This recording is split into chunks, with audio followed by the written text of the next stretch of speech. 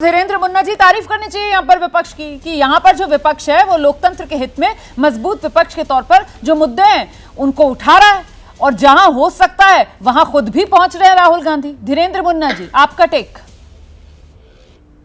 रुमाना जी विपक्ष के नेता है, निश्चित तौर पर हर एक जगह वो जाए ये स्वागत के योग्य कदम है। इसी देश में उन्होंने भी चुनाव जीता है और उनकी पार्टी भी राजनीति करती है, लेकिन अप्रोच जब सेलेक्टिव होता है दुख वहां पे होता है।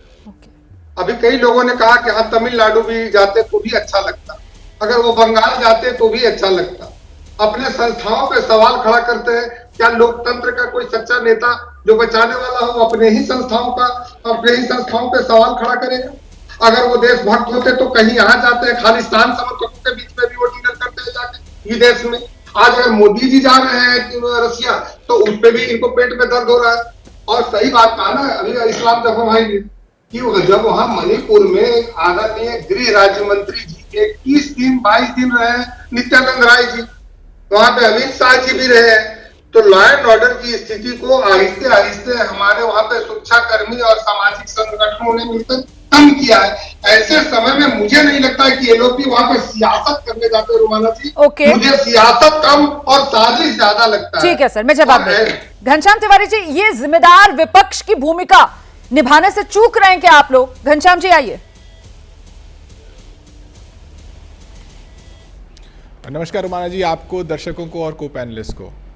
अगर वाकई हम सच को सुनना चाहते हैं और सच में जो पीड़ा है उसको सुनना चाहते हैं, तो जिस तरीके से लोकसभा में राष्ट्रपति के अभिभाषण के ऊपर मणिपुर के सांसद बोले थे, रात में 12 बजे उनका नंबर आया था, कुछ ही मिनट बोलने का अवसर मिला था, जिस तरीके से वो बोले थे और उस बात में जो पीड़ा सुनाई दी थी वो सुनना चाहिए कि अगर किसी राज्य में 14 महीने तक लगातार उपद्रव होता है, हजारों गांव तबाह होते हैं, आज भी महिलाएं अपने गांवों में चौकीदारी करती हैं ताकि उनके गांवों में कोई अनर्थ न हो जाए, 60,000 लोग बेघर हैं।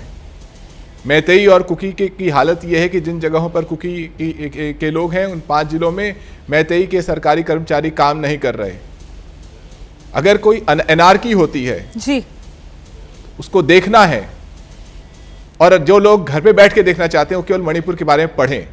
14 महीने में वो सरकार के रहते हुए बिना चीफ मिनिस्टर को हटाए वो प्रदेश को कैसे बर्बाद किया गया। तब जब 1 साल पहले, उससे पहले प्रधानमंत्री फरवरी में शायद आखिरी बार मणिपुर गए थे, जब चुनाव का प्रचार करने के लिए गए 2022 में, और उन्होंने क्या कहा था? उन्होंने कहा था मुझे इसलिए वोट दो ताकि अगले 25 साल तक मेरे पास प्लान है कि किस तरीके से मणिपुर में शांति और विकास को लाया जा सके। ये शांति है, ये विकास है कि प्रधानमंत्री राष्ट्रपति के अभिभाषण में मणिपुर शब्द नहीं था, जिसके बारे में वो सांसद दर्द भरी आवाज से कहते हैं कि कितना खोखला अभिभाषण है सरकार का प्रस्ताव कि मणिपुर आप कह नहीं पा रहे हैं।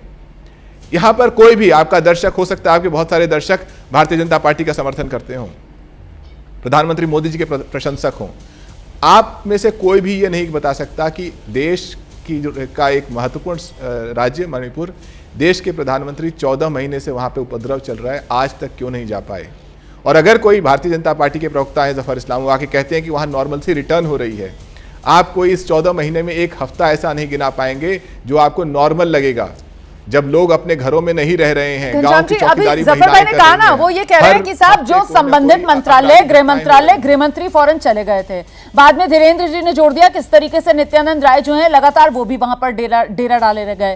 तो आप लोग लगातार प्रधानमंत्री क्यों नहीं गए? जब इस तरीके का सवाल पूछते हैं तो फिर लोगों के मन में सवाल आता है कि क्या ये सिर्फ और सिर्फ प्रधानमंत्री नरेंद्र मोदी पर निशाना साधने के लिए, गवर्नमेंट को एम्बैरस करने के लिए इस तरीके का सवाल उठाया जा रहा है क्या विपक्ष की तरफ से? घनश्याम जी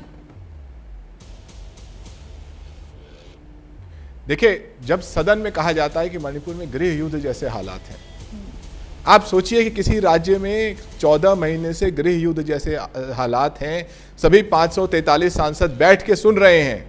वो सांसद पीड़ा भरी आवाज से रात को 12 बजे, क्योंकि उसको पहले मौका नहीं, दोबारा जब अगले दिन प्रधानमंत्री बोले उससे पहले भी सदन से आवाज आ रही थी कि प्रधानमंत्री 25 मिनट पहले चले आए हैं, बाकी लोगों का बोलने का समय है। राजीव राय नहीं बोल पाए, हमारी पार्टी के महत्वपूर्ण सांसद हैं, और मणिपुर के एक और सांसद बोलना चाहते थे।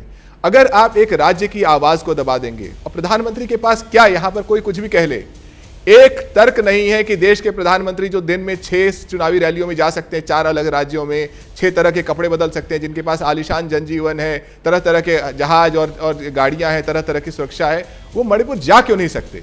ये कैसी कायरता है कि ना आप संसद में मणिपुर के बारे में बोल सकते हैं, ना आप मणिपुर जा सकते हैं, लेकिन अगर कोई जा रहा है तो आप उसकी आलोचना कर सकते हैं, आप कह सकते हैं ये वहां क्यों नहीं गया। देश के प्रधानमंत्री हैं, अगर नेतृत्व में कायरता आ जाए तो वो नेतृत्व नहीं होता, वो खोखला हो जाता है। ठीक है, आप इसको कायरता से जोड़ रहे हैं। मैं जफर भाई के पास जाऊंगी, वो जवाब देंगे, लेकिन पहले जरा 2 वरिष्ठ पत्रकार हमारे साथ यहाँ स्टूडियो में मौजूद हैं, जरा एक एक रिएक्शन उनका भी लेते हैं। अभय सर, आपसे शुरुआत कर रही हूं सर। अब यहाँ 2 टेक निकल कर आ रहे हैं, एक तरफ राहुल गांधी का जाना, और सिर्फ सर मणिपुरी नहीं बल्कि हाथरस राहुल गांधी पहुंचते हैं, राहुल गांधी असम बाढ़ पीड़ितों से मिलते हैं, राहुल गांधी गुजरात चले जाते हैं, कल राहुल गांधी रायबरेली भी जाएंगे। ये राहुल गांधी का पॉलिटिकल टूरिज्म चल रहा है सर, या फिर नहीं? ये राहुल गांधी की बदली हुई राजनीतिक शैली है और एक जमीन से जुड़े हुए नेता के तौर पर देश राहुल गांधी को देख रहा है। अभय सर, आपका आंकलन।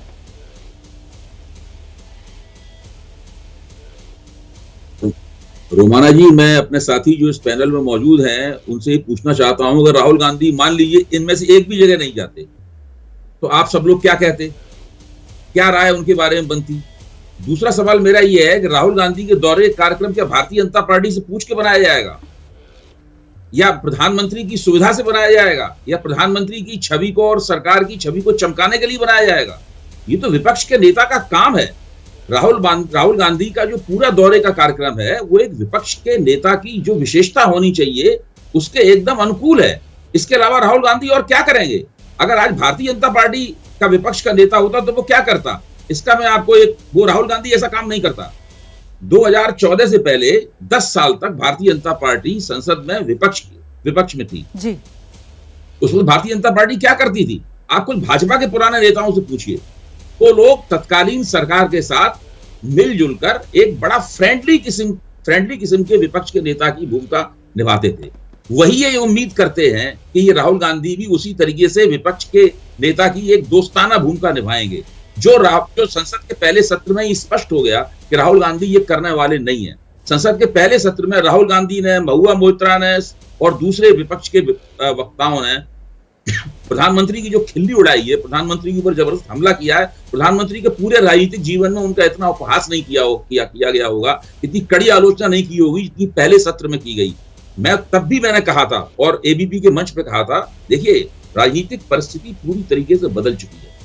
भारतीय जनता पार्टी उस बदलाव को स्वीकार करने के लिए तैयार नहीं है, देखने के लिए तैयार नहीं है। भाजपा का रवैया ऐसा है कि 4 जून का दिन घटित ही नहीं हुआ, वो 4 जून हुआ ही ना हो, सब कुछ पहले ऐसा चल रहा है। जबकि संसद से सड़क तक विपक्ष की आवाज बहुत बुलंद है। विपक्ष के तमाम नेताओं ने क्रमवार जिस तरीके से सदन में भारतीय जनता पार्टी के साथ लोहा लिया है, ऐसा पिछले 10 साल में नहीं हुआ और ऐसा बार बार होगा। राहुल गांधी से ये उम्मीद करना कि वो पहले की तरह छुट्टी चले जाएंगे, वो भारतीय जनता पार्टी यहाँ पर मोदी जी के ढोल मंजीरे बजाते रहेगी, वो वक्त निकल चुका है। मैंने तो इसीलिए पूछा सर, क्योंकि पहले बीजेपी यही कहती थी कि सब रिलक्टेंट पॉलिटिशियन, छुट्टी चले जाते हैं, ये विदेश घूमने चले जाते हैं, लेकिन इस बार अब वो रिलक्टेंट पॉलिटिशियन वाली भूमिका नहीं, ये तो 24/7 वाले पॉलिटिशियन के तौर पर, और जो मुद्दा वो सब राहुल गांधी की जबान पर, जहां जहां जमीन पर एक्शन हो रहा है वहां वहां राहुल गांधी एक्शन मोड में पूरे अग्रेशन के साथ नजर आ रहे हैं ना। इसी वजह से आज ये चर्चा हम लेकर आए हैं। राकेश शुक्ला जी,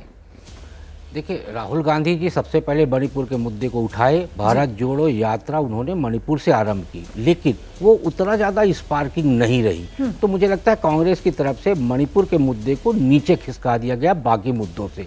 लेकिन संघ प्रमुख मोहन भागवत जी की तरफ से जैसे ही मणिपुर के मुद्दे को लाया गया, उसके बाद सरकार जिस तरीके से एक्टिव हुई, होम मिनिस्टर की तरफ से मीटिंगें की गई, पैरामिलिट्री फोर्स भेजी गई और पूरे देश में एक बार मणिपुर का मुद्दा फिर से छा गया। उसके बाद राहुल गांधी जी को लगा हुआ कि मणिपुर के मुद्दे को फिर से धार देने का समय आ गया है, और मुझे लगता है इसीलिए नेता प्रतिपक्ष बनने के बाद उन्होंने एक बार फिर से मणिपुर की तरफ रुख किया है। जहां तक अन्य योजनाओं की जो बात है, अन्य योजनाओं में देखिए तो राहुल गांधी स्वाभाविक तौर पे इस समय पर युवाओं को फोकस करके चल रहे हैं, लेकिन जिस तरीके से जो आप एक्शन की बात कर रही हैं, ये एक्शन तेजी से राहुल गांधी का जो चल रहा है उसमें मुझे एक आशंका ये लग रही है कि आने वाले समय में ये स्पीड कहीं इंडिया गठबंधन के बीच में विभाजन का एक कारण न बन जाए, क्योंकि उत्तर प्रदेश में 10 सीटों में विधानसभा का चुनाव होना है। कांग्रेस की तरफ से दावा किया गया है, वहां 2 लड़कों की जोड़ी है।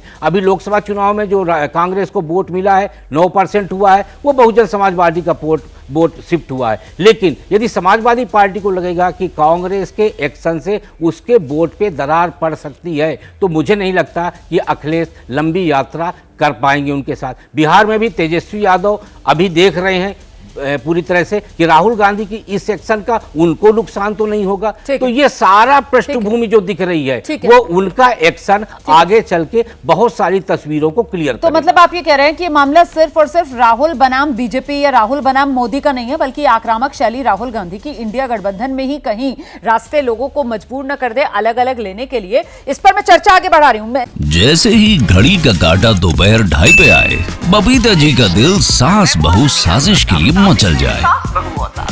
और ये है इनकी बहू, पूरे दिन ऑफिस की टेंशन हो जाए गॉन जब ये करें अपना फेवरेट शो फ्री टाइम पे ऑन। इनकी तरह आप भी देखें अपना फेवरेट शो अपने टाइम पर और डाउनलोड कीजिए एबीपी लाइव ऐप अपने स्मार्ट टीवी पर।